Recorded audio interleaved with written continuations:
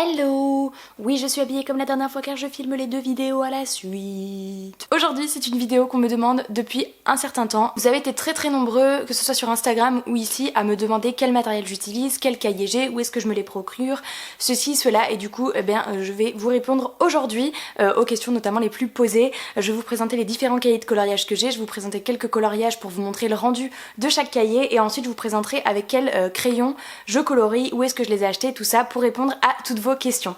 Voilà, donc j'espère que cette vidéo vous plaira. D'ores et déjà, vous pouvez me mettre un petit pouce bleu si ça vous fait plaisir et si vous êtes content que je tourne cette vidéo aujourd'hui, que ça fait 10 mois que vous me réclamez.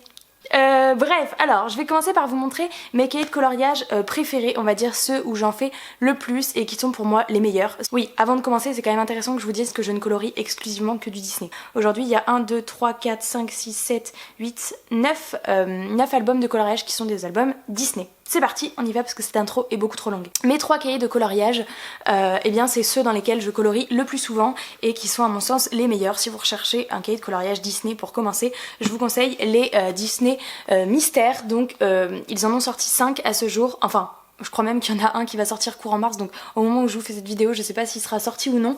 Bref, donc c'est les grands classiques Disney, ça c'est le tome 1, le premier qui est sorti, et donc comme vous pouvez le voir, à chaque fois au milieu il y a un entrelac de lignes et il y a des petites cases où chaque lettre ou chiffre est associé à une couleur, et donc quand on colorie, eh bien on complète la page et on fait des coloriages. Donc il faut savoir que je vais pas vous présenter, vous voyez à la fin il y a les solutions, mais moi je regarde pas parce que je ne les ai jamais regardées dans mes 5 cahiers de coloriage, sauf dans le dernier, je vous expliquerai pourquoi.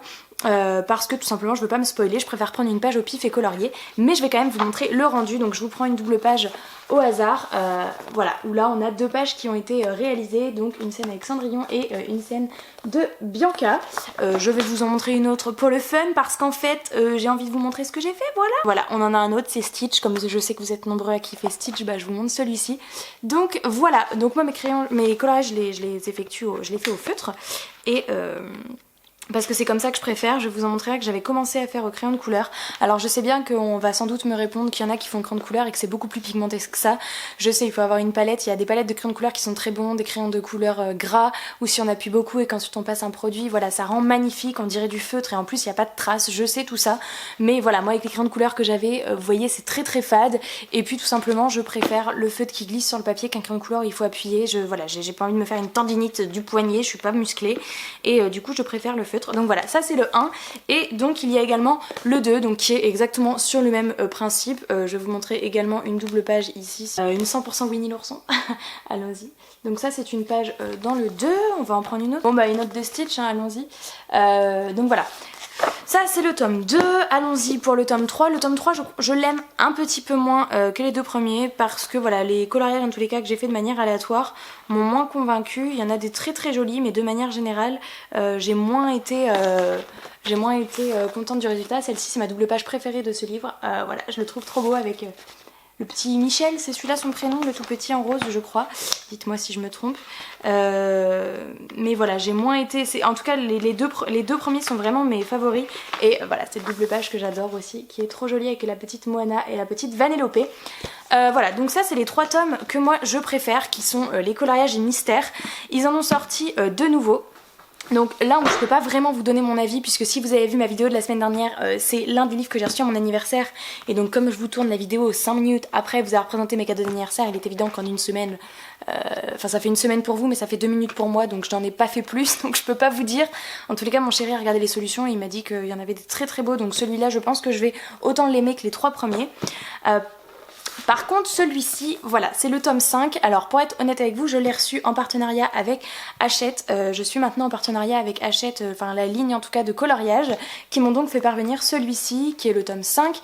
Donc voilà, je pensais l'adorer tout autant, sauf que vous allez pouvoir constater dans celui-ci, donc on a des doubles pages qui sont grises, donc tout comme les premiers tomes, mais on a également des doubles pages, je sais pas si... Ah voilà, une double page, vous allez voir la différence.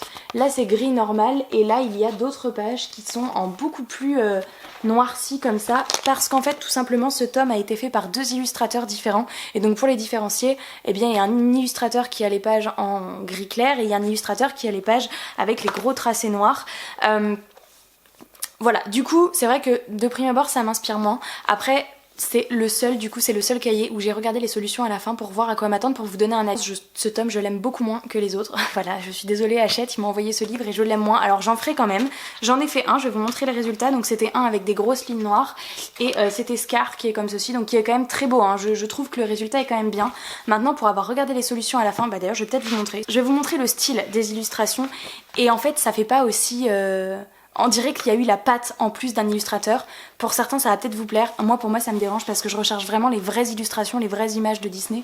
Et notamment vous voyez pour Blanche-Neige, voilà, ça fait des visages qui sont quand même... Enfin on dirait pas c'est sorti directement Disney, je sais pas comment vous dire. Peut-être que c'est moi qui... Mais c'est dans un style vraiment particulier. Il y en a des très beaux. Et il y en a qui me dérangent franchement. Ça a été vachement plus stylisé, vachement plus... voilà, on a énormément de... C'est quasiment que des portraits comme ça. Et voilà, le petit Michel là. Je sais pas, je suis moins fan. Je trouve que les planches sont de manière générale quand même très sombres. Après, il y en a franchement des très sympas. Enfin, mais vous voyez par exemple cette double page, je sais franchement pas si j'en ferai un. Parce que voilà, je les trouve pas sensationnels par rapport aux autres. Après il y en a quand même qui m'intriguent énormément, notamment par exemple le sultan, là c'est sûr que je le ferai parce que lui pour le coup je le trouve hyper lumineux. Bon voilà, après c'est des goûts personnels, donc si vous êtes fan de la collection de toute manière, de manière générale des coloriages Disney, bah foncez, mais c'est vrai que je vous conseillerais plutôt les 4 premiers plutôt que celui-là. Ils ont tenté d'innover un truc, je sais pas trop. Mais pour moi ça fonctionne moins. Après un petit message, si Hachette passe par ici, quand est-ce que vous faites du ratatouille dans les coloriages? Parce que je crois que j'ai vu une fois, il y avait Rémi, un coloriage de Rémi. Par contre du Cars, du Plain, il y en a à gogo, mais on n'a pas de ratatouille. S'il vous plaît, faites du ratatouille dans les prochains. Voilà. Il y a eu également un nouveau concept qui est les cahiers de coloriage en trompe-l'œil, que j'adore, que j'ai eu à Noël et j'en ai déjà fait énormément. C'est en fait un concept où vous avez, bon, pour ceux qui ont vu ma truc speed coloring, vous l'avez déjà vu donc je vais y aller rapidement. On voit un visage mais en fait quand on colorie avec les couleurs c'est tout autre chose qui s'affiche, hein, le principe du trompe-l'œil, n'est-ce pas? Donc voilà, celui-ci je l'aime énormément et notamment, hop, je vais vous montrer une double page. Alors pour ceux que ça peut déranger, on voit en effet encore les contours derrière qui étaient déjà dessinés du précédent visage. Là je crois que c'était Arthur, ouais c'est ça, c'est Arthur dans Merlin l'Enchanteur et on le devine encore. Donc voilà, il y en a que ça pourra peut-être déranger, moi je sais que ça me dérange pas du tout parce que c'est le principe du trompe-l'œil et je trouve ça trop amusant quand je le fais. Et donc voilà, ça c'était le dernier que j'avais fait dans ma vidéo speed coloring qui est là. Et donc ça j'adore vraiment cet album et je crois qu'il y a un deuxième qui devrait bientôt sortir. Donc je reste à l'affût parce que forcément que je me le procurerai également. Et on va maintenant passer à mes 3 derniers albums et après je vous présenterai les crayons. J'espère que cette vidéo va pas être trop longue, je savais pas trop comment la faire.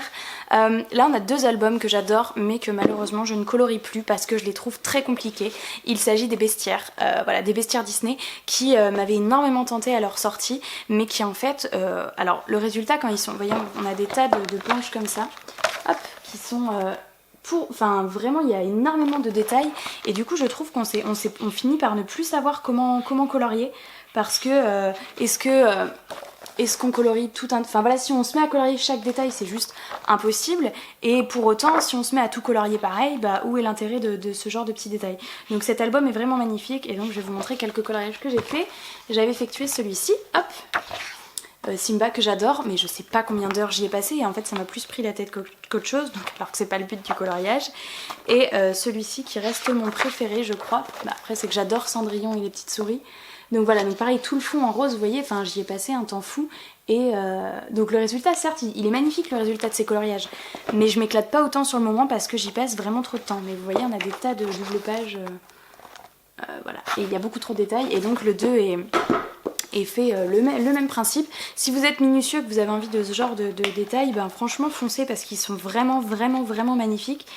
Mais voilà quoi, faut le savoir à l'avance et du coup là vous voyez j'avais fait celui-là et on voit que déjà j'avais envie de moins me fatiguer parce que par exemple toute la maman kangourou je l'ai fait en tout marron, j'ai un peu joué sur les détails avec la couette mais je trouve qu'on peut pas toujours se permettre de jouer avec les détails sinon après ça fait un truc super fouillis et c'est surtout qu'on y passe 8 ans et demi à peu près donc voilà pareil pour celui-ci que j'ai fait. Vous voyez les lapins j'ai décidé de les faire d'une seule fourrure et après j'ai joué un peu plus sur le fond. Mais bon voilà, donc ces deux là, vous voyez j'en ai presque pas fait à l'intérieur et je pense pas que j'en ferai d'autres. Et le dernier qui est l'un de mes plus récents que j'adore, je surkiffe, il s'agit des vitraux, donc c'est les 100 coloriages art thérapie Disney, donc là encore chez Hachette Heroes, mais en vitrail, donc vous voyez sur la couverture et donc à l'intérieur je vais vous prendre une page au pif. Il est immense ce livre par contre. Mais vous voyez, on a tout comme des vitraux. Hop, Maléfique. Ici, on a Hadès. C'est classé en catégorie, donc là, on était dans la catégorie méchant. Vous voyez, on peut aussi se mettre hop, ici. Donc, on a La Petite Sirène et Mulan. On voit plus ma tête, je suis là. Et donc, celui-là, je suis fan. Je vais vous montrer un petit peu le résultat de ce que j'ai fait. Ceux-là, j'y passe du temps, mais pas trop. Et puis, en fait, c'est pas trop minutieux parce que je sais pas, les vitraux sont quand même, enfin les planches de vitrail sont quand même assez larges et du coup, donc ça c'est la première planche que j'avais réalisée. Donc vous voyez, à chaque fois je choisis 3 couleurs pour une couleur, enfin j'avais pris 3 teintes de jaune et je colorie la jupe, pareil 3 teintes de violet et du coup bah voilà. Et à côté Esmeralda que je vous avais fait en speed coloring, celui-ci que je trouve magnifique et je vais vous en montrer un autre pour vous rendre compte. Hop, j'avais fait la pomme de Blanche-Neige.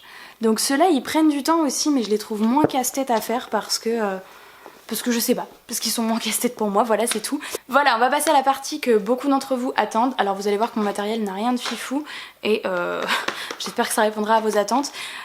Je sais pas si vous avez pu voir dans mes coloriages, je suis pas quelqu'un qui fait particulièrement attention à ne pas avoir de marque de feutre. Bon, j'essaye de limiter, mais voilà, il y en a qui veulent que tout soit parfait, que machin, ce que je comprends totalement. Moi, je fais vraiment ça pour le fun, pour me détendre. C'est vrai que s'il y a des marques de feutre à la fin, bah je m'en fous.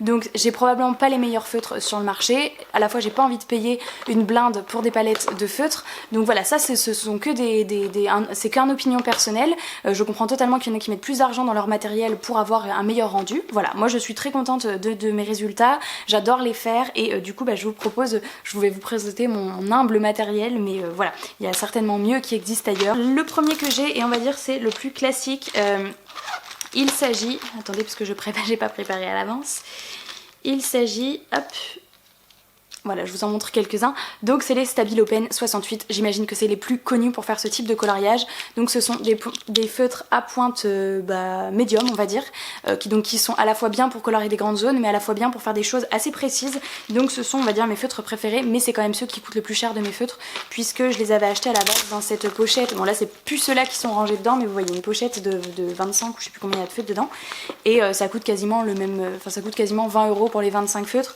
donc on est quasiment sur 1 € le feutre, ce qui est quand même assez cher, mais j'aime beaucoup et notamment ils tiennent quand même assez longtemps. Je les ai depuis un long moment et il y a vraiment que les couleurs que je me sers très souvent, que j'ai dû racheter à l'unité, mais sinon les autres c'est les mêmes depuis le début. Donc ça c'est la palette de feutres que j'ai, voilà. J'ai également acheté, donc que j'ai rangé là-dedans, également des Stabilo, mais qui sont tout simplement les Stabilo Kids que vous trouvez en grande surface. Donc pour le coup là c'est génial parce que je crois que vous en avez 20 pour 3-4 €, vous savez les pochettes, qu'en général on achète les feutres pour les enfants quand ils sont à l'école, et je les adore, franchement je les adore. Donc les pointes sont un peu plus grosses et justement conviennent tout à fait quand il y a des grandes surfaces, notamment le noir ou des fonds, le ciel ou des choses comme ça. Après c'est vrai que des fois pour faire les yeux ou des choses comme ça, bah, c'est un peu plus compliqué, mais en fait on prend son temps et on y arrive, ou alors je prends une autre couleur, mais c'est pas grave. Et du coup j'en ai un certain nombre là aussi, j'en ai quelques-uns là-dedans, puis vous voyez j'en ai aussi ici parce que j'avais racheté une autre palette parce qu'il me manquait, quand je commençais à en avoir 3-4 qui étaient usées, bah, j'ai racheté la palette en double en me disant tant pis. Donc en fait il y a des fautes, je les ai en 2 fois, mais c'est pas grave. Ça on va dire que c'est les deux palettes, enfin les Stabilo Pen 68 et les Stabilo Kids, c'est vraiment les feutres que je me sers énormément. Et puis après j'ai acheté, donc là je les ai achetés à l'unité, c'était à l'époque j'avais été au Furet du Nord à Lille parce que j'étais en études là-bas, et donc j'avais acheté quelques teintes pour compléter. Vous vous rendrez vite compte qu'avec les coloriages Mystère Disney il faut énormément de nuances, et que si un coup on a un marron plus clair et qu'on prend un marron plus foncé, ou alors il nous faut un bleu foncé puis on se dit allez je vais prendre un bleu plus clair, bah moi ça me convenait pas parce qu'on obtenait finalement un dessin qui était très approximatif et assez loin de la réalité, et du coup bah c'est vrai que moi j'avais envie de coller au maximum aux nuances. Donc ce qui est très important avec ces cahiers de coloriage mystère, c'est d'avoir le plus de nuances possible. Et du coup j'ai complété avec des feutres achetés à l'unité, et donc j'avais pris des Faber-Castell qui sont les Faber-Castell avec la pointe B je crois, ouais c'est ça, donc qui se présentent comme ceci. Vous voyez il y a le petit B ici au bout du crayon, et donc qui sont des feutres avec la pointe pinceau. Donc ceux-là sont géniaux, et donc j'en ai racheté, vous voyez j'en ai d'autres ailleurs, mais j'avais été au Furet du Nord en me disant allez il me manque un marron entre cette teinte et cette teinte, un rose entre cette teinte, notamment pour les couleurs de peau, j'avais repris des pêches, des blancs, tout ça, ou des rosés. Donc là voilà, ceux-là je les ai vraiment achetés à l'unité et ils coûtent quand même assez cher, puisque je sais plus exactement combien c'est le prix d'un feutre Faber-Castell, mais en tous les cas ceux-là, cette gamme, il y a des Faber-Castell qui coûtent moins cher, mais cette gamme de feutres pinceaux coûte assez cher. Après ils sont vraiment très bien, mais je m'étais dit voilà j'achète quelques teintes par-ci par-là de ces feutres pour compléter. Et ensuite mon dernier achat en date dont je suis très satisfaite, il s'agit de cette boîte là qui regroupe, je sais même plus combien il y avait de nuances, 1, 2, 3, 4, 5, 6, 7, 8, 9, 10, 11, 12, je crois qu'il y en a 20, donc il y en a 100. Je crois que c'était un pack de 100. Donc voilà, un étage de bleu, rose, marron, violet, bref tout ça. Et donc là encore qui avait pour but de compléter le plus de nuances possible. Ce sont des feutres qui se présentent comme ceci. Il y a des feutres qui se présentent exactement comme ça, qui coûtent très cher et ce sont des dupes. Je vous mettrai le lien sur Amazon où je les ai achetés pour que vous puissiez les retrouver si je les retrouve, s'ils y sont encore. Mais donc ils se présentent comme ça, il y a une grosse pointe qui est pinceau. Et il y a une toute petite pointe que je me sers notamment pour vraiment les tout petits détails parce que là on est vraiment sur de la petite pointe. Et donc comme vous pouvez voir, c'est le point fort de cette palette, il y a énormément de nuances. Après le point faible c'est que ce ne sont pas des feutres d'une grande qualité, mais ça je m'en doutais parce que le prix est tout à fait abordable et je trouve qu'ils font quand même très bien leur taf. Enfin je pense que dans mes coloriages vous n'avez pas vu, tous les coloriages que je vous ai montrés ils ont été faits avec un mélange de tous ces feutres là. Il y en a un ou deux vous voyez dans la palette où la première fois que j'ai voulu colorier avec ils marchaient quasiment pas parce que voilà je pense qu'il y en avait qui avaient fui, enfin voilà il y en avait un qui avait fui un peu, mais finalement sur la palette qu'on me propose moi j'ai 100 feutres que j'ai payé pas cher du tout et qui me permettent quand même de colorier vachement de choses. Ils accrochent pas le papier, ça traverse pas, ça coule pas de partout. Il y a des couleurs qui sont un peu plus flash que ce qu'elles laissent apercevoir dans le capuchon, donc je teste toujours à côté parce que sachez que les capuchons ne sont pas du tout parfois la réalité de ce qu'on a en coloriant. Mais voilà la palette que j'utilise énormément depuis quelques temps et qui fait ma foi très bien son taf. Voilà, n'hésitez pas à me dire si vous êtes friand vous aussi de coloriage art thérapie, si vous coloriez tous ces petits trucs Disney ou si c'est pas du tout votre truc. Et puis voilà, j'espère que ça vous aura fait plaisir de voir mon matériel, ça faisait un moment que je devais faire cette vidéo donc il était temps. Et n'hésitez pas à me dire quel matériel vous utilisez, est-ce que vous êtes plutôt team feutre ou crayon de couleur. Voilà, n'hésitez pas à me dire tout ça, échanger. J'espère que cette vidéo vous aura plu, je vous fais de gros bisous et je vous dis à très bientôt. Ciao!